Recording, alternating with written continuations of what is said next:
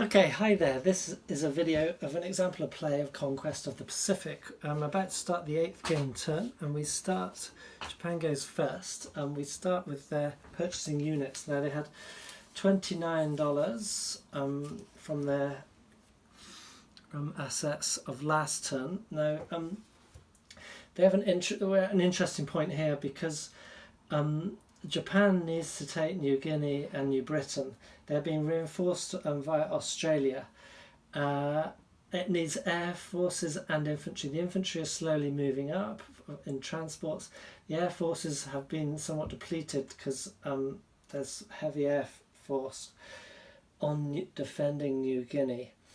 They need to perform the invasion here, so they're feeding units down here, but at the same time they have to have a heavy strength here on Wake Island or around there, because the US are building up in Midway. If they can move over to the Aleutians and then to the Kuril Islands, if they can build an air base here, they're able to bomb mainland Japan into submission and end the game.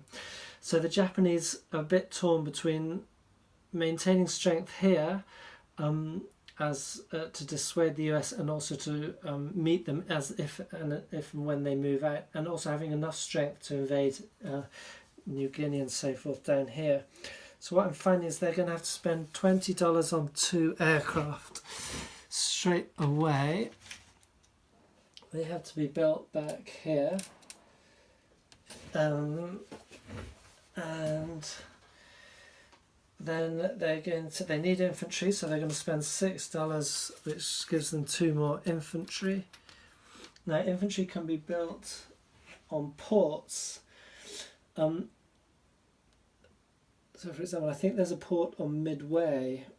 In fact, I should check that, because then the US could build 1 infantry, yes, immediately on a port there. Unfortunately, there's no ports out here. If you had Guadalcanal, infantry can be built there. Rabaul, Port Moresby, they can. There's one here in the Philippine Islands, so we can put 1 infantry there. The other one has to go back here. And then they have $3 left. I'm always spending that on what they call in the game pillboxes, so building a defensive network for their gains. So we'll put 1 there on Pililao. I'm going to build 1 on Hokkaido, and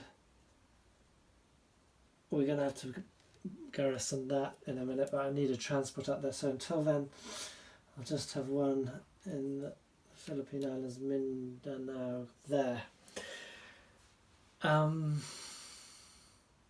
Okay, so then we move to the combat movement. So if we're going to have any fights, they perform before non-combat movement. I'm still massing forces here. We're not ready for the invasion yet. It might be a good idea to strike, but there's 2 aircraft carriers, each with the same complement of fighters here. The battle here would be too even at the moment. If the US moved against us here, that would be okay, because there's some land-based fighters on Wake Island. So if the Japs were defending, they would probably win the battle, but it's too even at the moment. And they're also being threatened down here, so they're kind of having to watch 2 directions at once.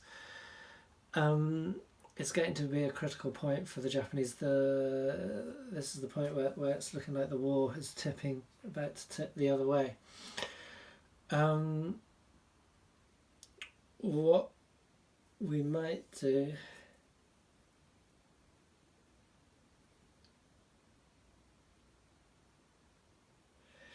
I think we're going to have to take Guadalcanal as the Japanese. They're fighting for New Britain at the moment.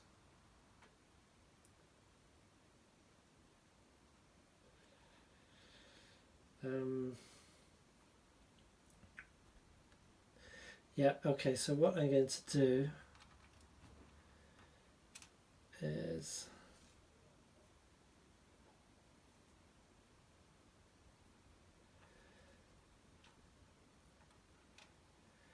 They're going to send 1, 2, 3. Now fighters can move 4, but in the non-combat movement the aircraft carrier will move up. So they've moved 3 of their movement here. They're going to attack the transports in the Gilberts there. So, where's my dice? Ah, here. Okay, so they attack on 3 and the transports defend on 2. So we have 2 successful attacks and no defence. So those transports are gone. Oh, did I have any other combat movement? Yeah. No. Actually, I'm going to build a pillbox here on New Britain, and 2 of them for the infantry there rather than Pilar and so forth. That makes a lot more sense. Okay, so that's the combat movement. I don't think I'm going to do any more. We could tempt decisive battle. Now I was thinking to attack transports here, but then we'd be in range of aircraft and carriers from both sides there, which would not be good. Okay, so they're going to remain here. It's essentially forcing the US to go around there unless they want that confrontation. So that's the only combat movement. There were no fighters here, otherwise fighters on the Gilberts could have scrambled to defend. So the aircraft move back. We could have continued into further rounds of combat until the attacker retreats or the defender is completely eliminated. So now we go to non-combat movement. So the carrier can move 2, so then those aircraft can land on them.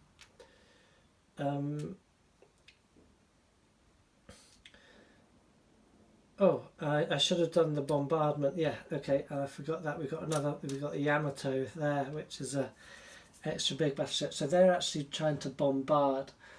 So that should have happened previously, and Yamato bombards on a 3 and the other battleship on a 2 against mountains. So we got one hit on the infantry there. Okay, so that would have happened before. Now we're in the non-combat movement. 1, 2. So we're sending off those transports.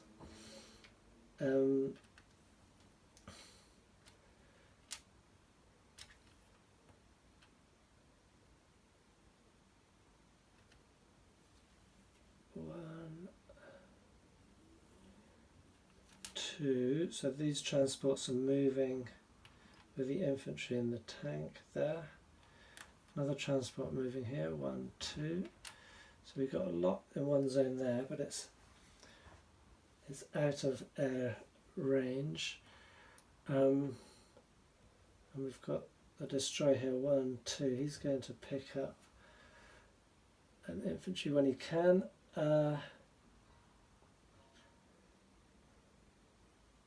And then these airplanes can all fly out.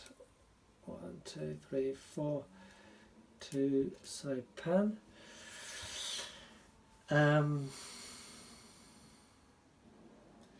that's all the movement I can do, unless these guys moved into the mountain to attack. But infantry are better on defence than attack, so I'd rather keep them there. Then we collect income. Now, no ground has actually changed hands, so Japan ends with the same income it started that turn, which is 29. And I put that on its flag there. Okay, so now we go to the US. So they will spend their... Oh, I didn't collect their income from the last turn, which is 50.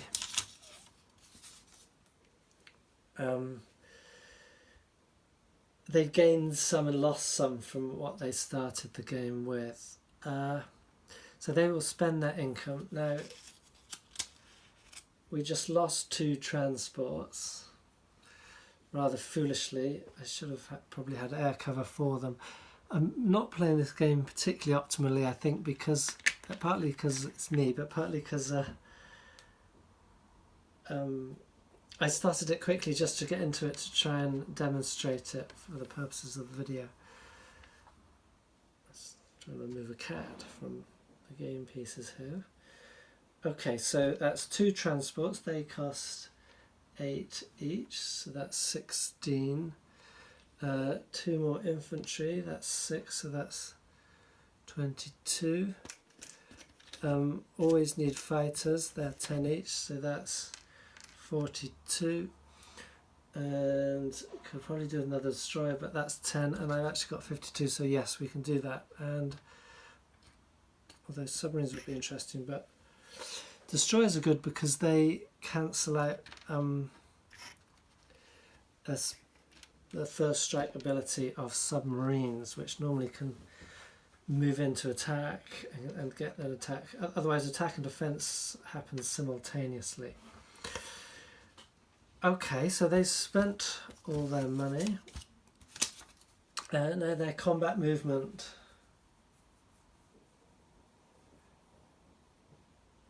Well, I think that's obvious. We got carrier strike here. So that's 3 air versus 2 air. 1, 2, 3. It's not close enough for the battleship and destroyer to get in range.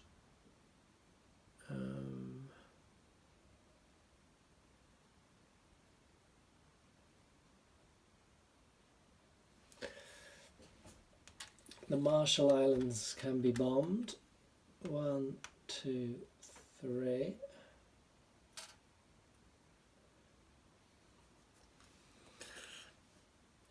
And the airplanes here might go against those battleships.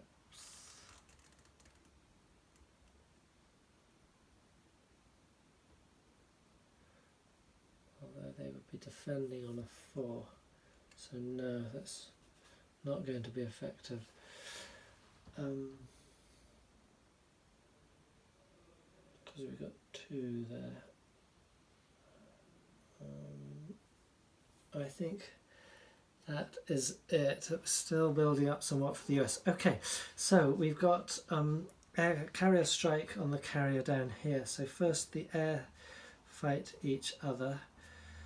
So that's 3 against 2, 3 Americans against 2 Japanese, and we have 50% odds each. We have just 1 hit from the Americans, so the Japanese lose in air. Then the air can continue on to the carrier. So there's 3.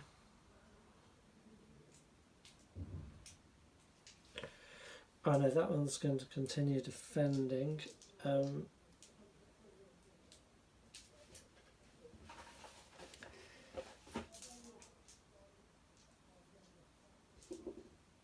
Okay, it is gone, and now the carrier is going to be a goner.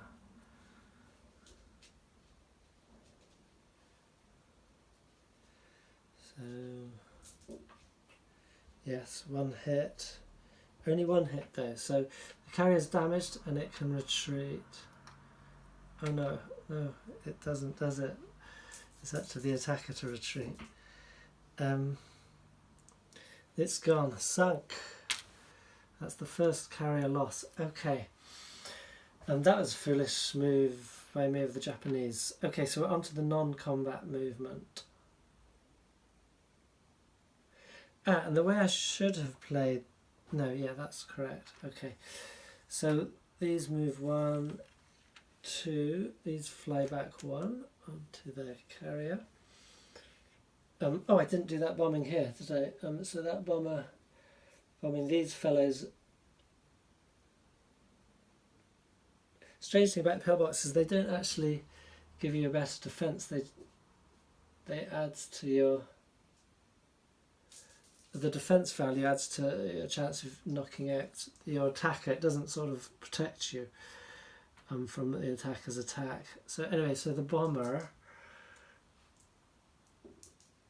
hits, and so does the defender. So that's one bomber gone for the cost of one infantry. That was why I didn't do that bombing run before.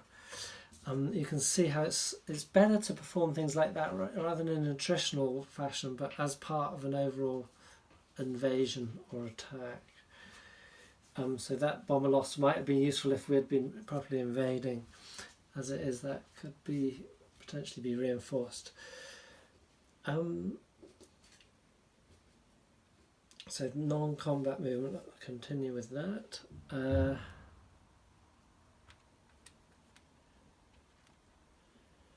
1, 2 there, so that's a transport, destroyer and battleship fleet.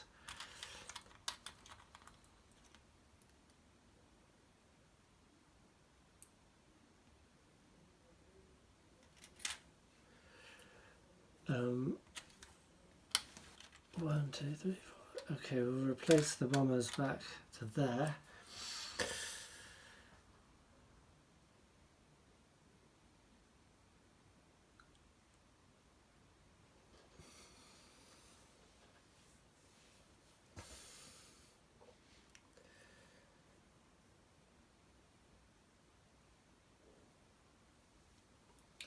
It's interesting again. If Japan, if the US left the United States as such represented here undefended, Japan could take it. If they could hold it in the American counterattack in their turn, they essentially would win the game very quickly. Now, realistically, obviously, Japan's not going to capture at least the western seaboard of the United States. That would, I think, never have been possible. But I think what you would consider is its desire for effect, and that if they do manage to land on there, it causes so much American dismay that there is calls for the war to end, or at least some kind of settlement. Okay, now this force is just sitting there, not doing much. It's time they moved out. So, and we're going to send... There's Dutch harbour there. We're going to send carriers, transport and infantry and artillery out to there to take those parts of the Aleutian Islands. We'll give them some support there, and they've got all their air. So that's inviting an attack there, but again it's going to be on equal terms. However, if I do that, these bombers are left undefended, so the carriers would attack that destroyer. So I'm going to keep the bombers back here in the US. Okay, they can hop out as when they're needed. They're not needed yet. Then down here, what we can do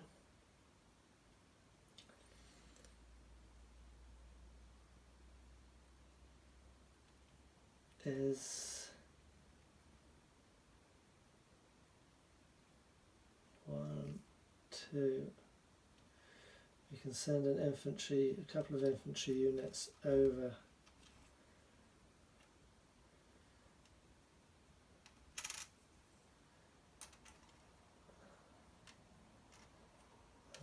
Okay, to New Guinea, and then we would place our new units. I could place infantry and a fighter in Australia. The rest will be built here except at any port. So for example, we don't hold Rabaul anymore, although there's a unit still left on New Britain, but we do hold Guadalcanal, so I'll put a fellow there.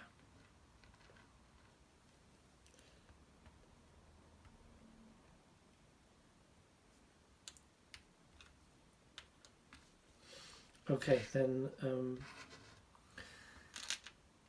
these destroyers here and the fighter here. And so that is the end of a turn. That is a turn for both sides. Now you can see it goes very swiftly. One thing I didn't do, which perhaps if I will simulate now, is what happens in an invasion. So let's say Japan tries to invade here. It's their turn. What you're going to do is in the combat phase, the aircraft will fly out. So 1, 2, 3. So the combat movement phase. But as they're flying, 1, 2, 3. As they're flying towards the land base there, these are deemed on the land now. Can fly out, or they could fly out if you were out at sea in the carriers. They would fly out in that sea zone. They will fly out to meet these as they come through. So then we will have 3 versus 3 combat there, and these ones will still get through. I've also got transport and battleship.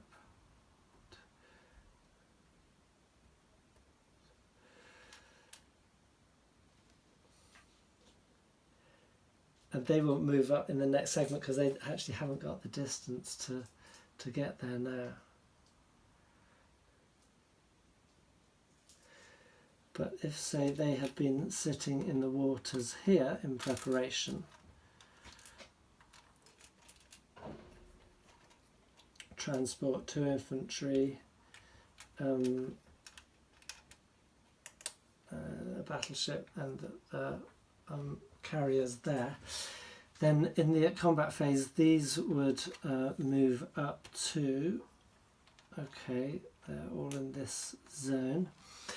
Then we would have the air battle here, and then over here the air would attack this, I forgot about those, so all the air would attack here. Any surviving ones can come back to here or continue their mission. Then we would have bombardment, just a 1-round bombardment, either a 1-round bombardment or from the battleship, or the battleship can support the infantry each round of their battle against this infantry, and we would just continue those 2 infantry against the infantry and artillery until that has been decided. There's actually a destroyer there.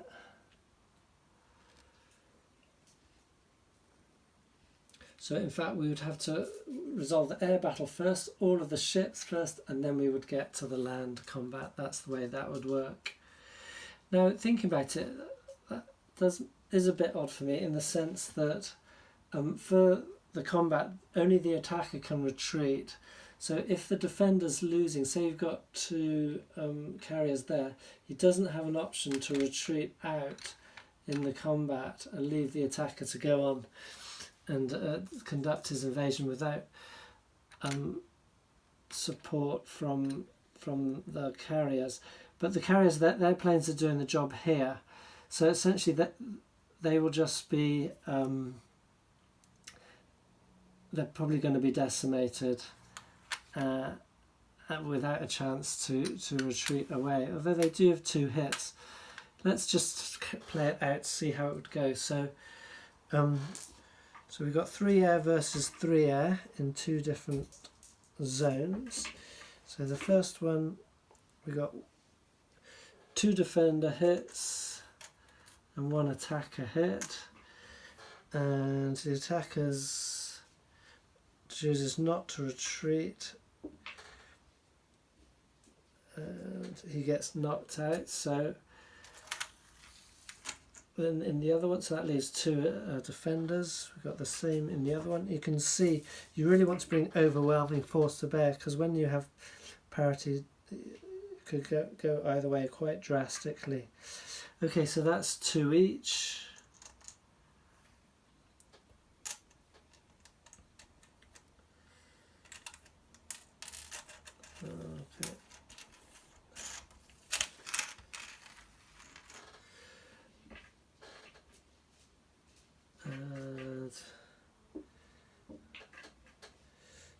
no hit, just continue the fight. They both knock each other out.